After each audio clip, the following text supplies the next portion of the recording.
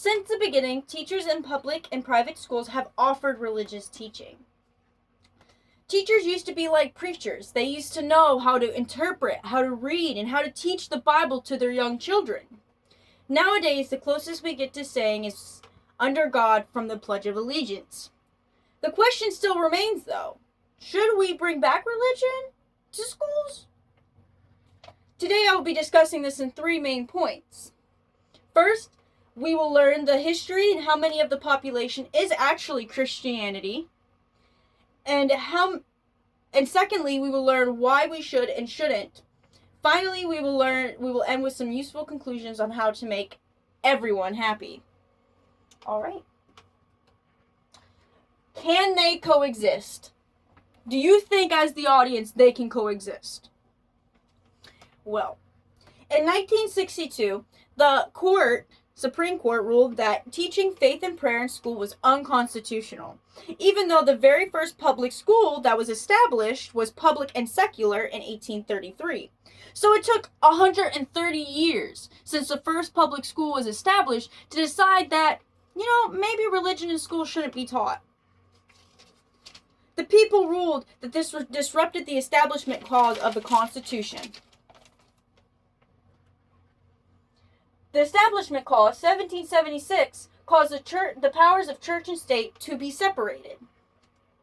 From 1664 to 1962, Christianity was in the curriculum for almost 300 years. And many Americans identify with it both culturally and religiously. In 2020, a consensus by PPRI said that 7 out of 10, that is 70%, of Americans were Christian. So that being said, we can go over exactly what this religion teaches.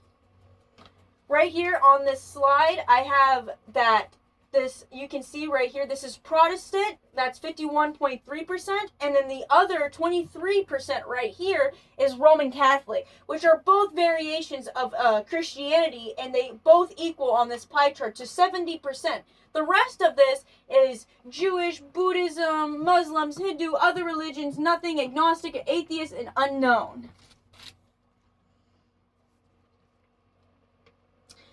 So with that being said, we can go over exactly, again, what this religion teaches.